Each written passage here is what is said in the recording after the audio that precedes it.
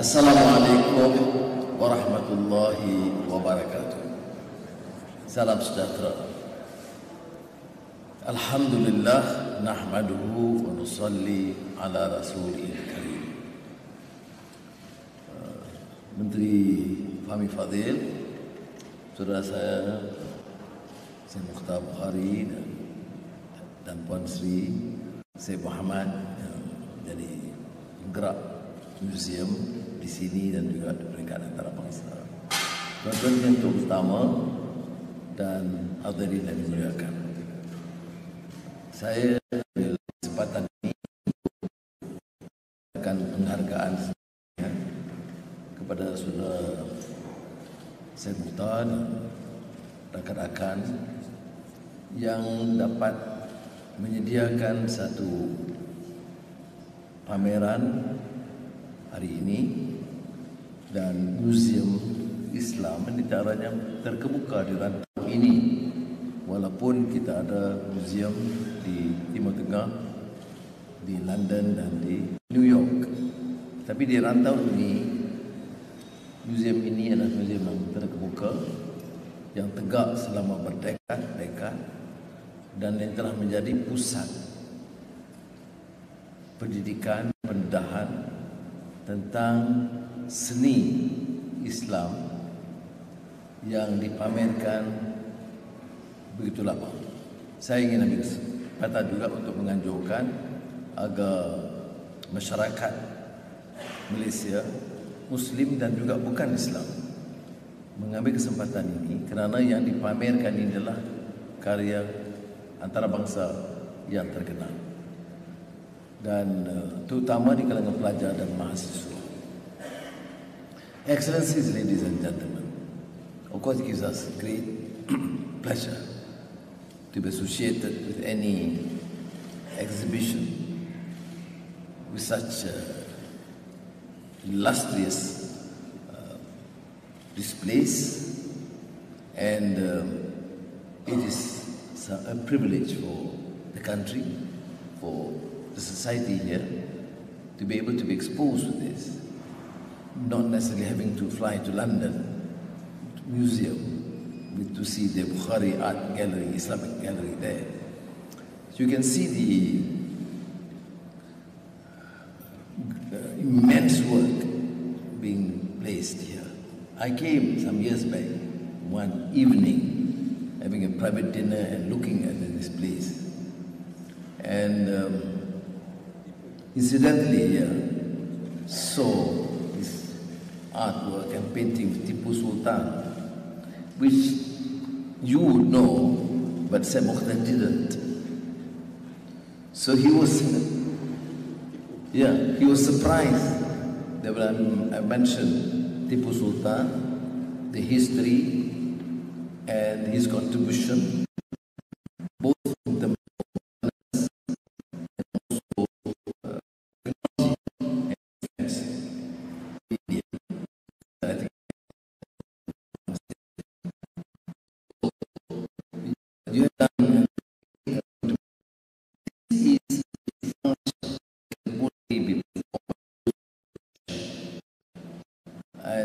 you have passion, and a country, particularly the Madani understanding, is not only to empower people in terms of the economy, not only economic empowerment, which is fundamental,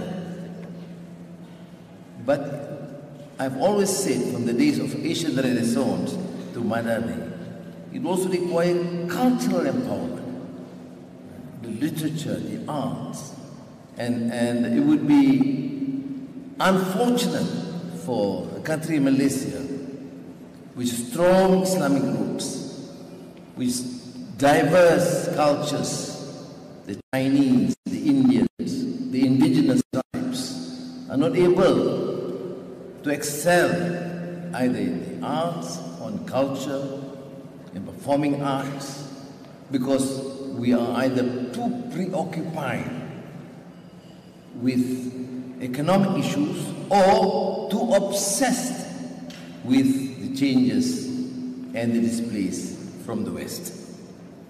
So what you have done, other than the billions of projects, and I've been tough with him, although he's very kind. He made only a good reference to his abang doing help, but then I was extremely tough with him when it comes to Bernas. Some of you are quite familiar. When I just called him one day, this is about paddy planters, where he has a major contract with the government, a privatization, and I'm very concerned or disturbed, not necessarily because of Bernas, but because of the state of poverty among the paddy planters is sometimes considered as a poverty crop. It's also a security crop, and incidentally, it's also a poverty crop. So I just called one day, just days after I took over office, I called him and said, your abang would suggest that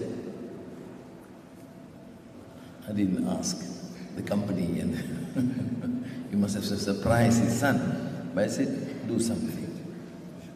I said, substantial, so that I can just show that we, the Madani government, means well and serious to help the poor. So he said, okay, this was November. He said, in December, 10 million ringgit, and in 2023, 50 million ringgit to be distributed among the poor paddy farmers. So there's also, the passion is not only the arts, the passion is also about the poor. He wouldn't have done, because I don't think it's the authority of any government or leader to instruct companies to say, no, donate 60 million. I did it because he's my brother. I did it because I know his passion. I know he's not a public speaker, because he spends his time making money. And on the contrary, I do good public speaking, but as I would know, we have some difficulty in certain areas. So thank you for your passion and immense contribution to this country in many fields. And lately, because I was there for the Proton Jiri launch, and with that capability, you can then venture to cultivate and support the arts. And some of you are aware that my passion, although I wouldn't be as profound, my understanding of the arts, including Oriental arts, as Syed Muhammad, it's his expertise, but I do follow closely Islamic art, Islamic culture, and of course, Oriental studies and Oriental art. So, we must commend the Al-Bukhari Foundation, and particularly because of this, it is now 25th anniversary at the end of this year.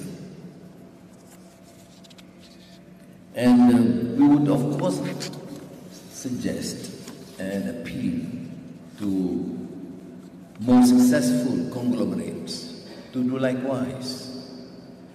You have seen the theaters and the museum in the West.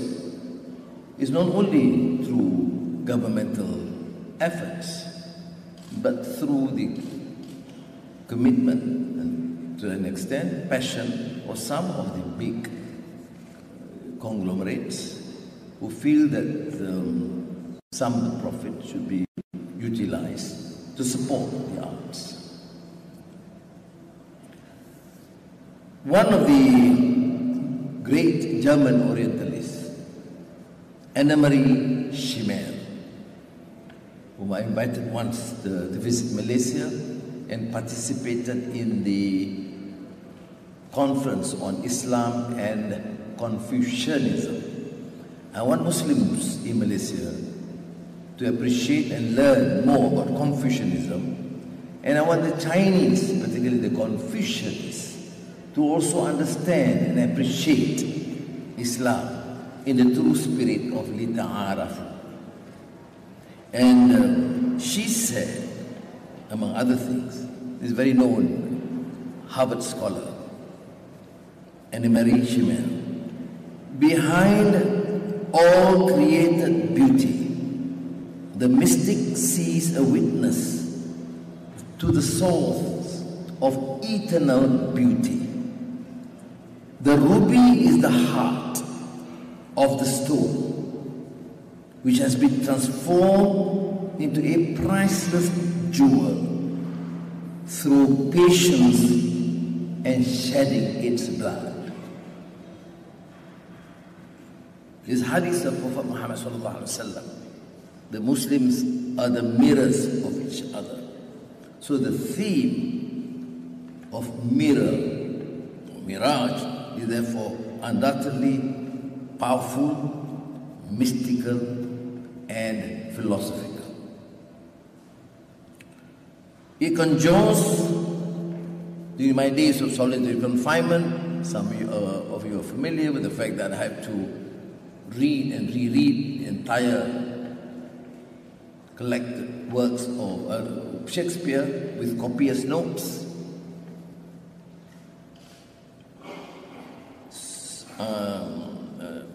Hamlet, for example, among the works that kept me company, reminding me that the purpose of play acting is to hold, as it were, the mirror up to nature, to show virtue her feature, scorn her own image, and the very age and body of the time, his form and pressure. Now, I saw the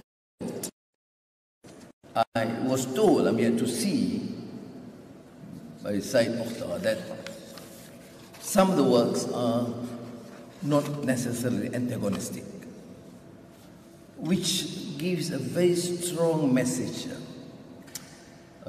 In the classical work of Edward Said, the great Palestinian scholar, Orientalism, differentiate how the West, the colonial masters, including academics, view the other. Islamic or Arab civilization, Indian or Hindu, or Chinese or Buddhist or Confucian civilization as the other. A very condescending view of the other. That is of a general statement. What we need to see today, of course, there are exceptions. There are colonial scholars who would see from a different humanity out, and to see from the perception of the other, and not an arrogant, condescending view like most colonial masters. We have the experience here, for example, works of Swettenham, Malay sketches, or Hugh Clifford, the former resident of Pahang, on brown humanity. Very condescending, very insulting, very demeaning. But again, as I said, though, as correctly pointed out by Edward Said, this seems to be the trend, but there are exceptions. I think Sayyid Muhammad have attempted to show in that new spirit of collaboration and understanding that there are exceptions. This is why I maintain the issue is, again, the human soul in humanity. And it is always dangerous in a multiracial society like Malaysia to generalize and to have stereotypes. And but still, the essence, I'm not simplifying or understating the fact that the colonial mind the colonoscibility as expounded by Malik Ben Nabi, the Algerian philosopher thinker, the colonoscibility is because it's not only the colonial mind, but those colonized would think, reflect, and view as the colonial masters. This is a classic Ibn Khaldun's theory that sometimes the smaller countries, small societies, becomes too subdued to the more powerful civilization. So,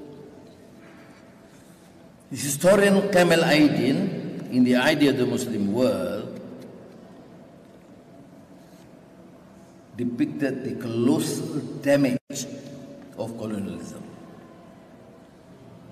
Because at that time, half of the world's Muslims were being colonized. But we are now independent, hopefully also no longer a captive mind, as one of our great sociologists, Hussein Alatas, referred to. Colonial captive mind is like colonoscibility.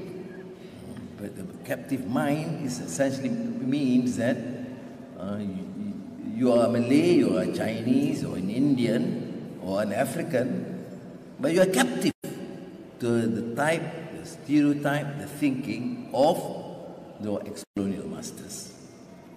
Thus you have seen Huntington's Clash of Civilizations. And regrettably, this sort of condescending, arrogant outlook is being accepted by some in the East. We take a different view. We respect and accept influences from the East, the West. We don't see everything that is Western is as necessarily imperialistic. There have been immense contribution to humanity, but we remain fiercely independent to be able to be selective in what we do, adopt, and accept.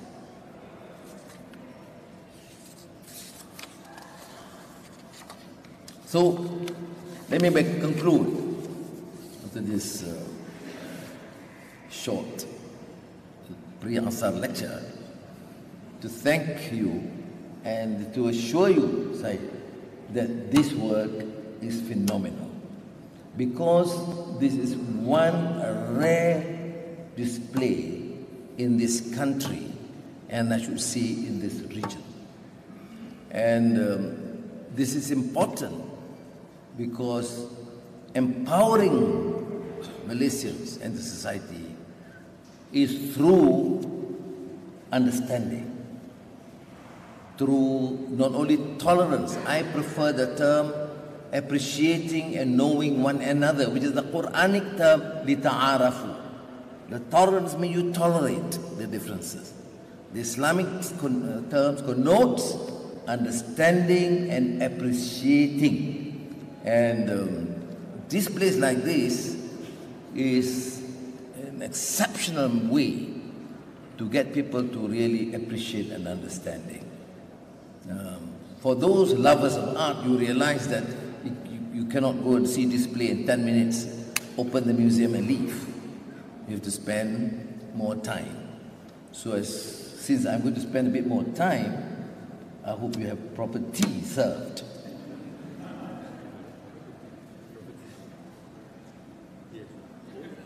She's not too sure. You have, okay. Marsalati, you see? You don't have teh tarik, you have marsalati. That means how lita'arafu in tea, application of tea, taste. So thank you very much. Jadi sekali lagi saya ucap terima kasih. Saya ingin menyeru rakan-rakan pendidik, peniaga dan ibu bapa dan juga anak-anak mahasiswa dan pelajar manfaatkan waktu dan gunakan peluang ini, kerana orang biasa akan membayar ratusan ringgit atau ribuan ringgit untuk menyaksi karya-karya besar yang tidak boleh diperolehi di jalanan. Dia diperolehi dari Sotheby's, apa dia panggil ni? Auction house, dengan harga yang mahal. Jadi kalau sudah faham nilainya dan makna dari segi pendidikan, pendedahan dan ilmu, sudah tidak akan sia-siakan. Sekarang ini musim cuti sekolah, jadi saya harap ibu bapa memanfaatkan waktu beberapa jam untuk melihat, merenung, memahami dan faham apa dia karya indah seni. Seni lukisan atau puisi itu pencernaan dari hati nurani yang dilakar dengan bahasa ataupun lakaran yang indah, yang tidak mampu dilakukan oleh orang biasa. Hanya beberapa orang dalam jutaan manusia yang boleh melakar dalam bahasa yang indah atau dalam lukisan yang cantik. Kalau ibarat lagu P. Ramlee, tiada kata seindah bahasa, tiada gambar seindah lukisan. Terima kasih. Wassalamualaikum warahmatullahi wabarakatuh.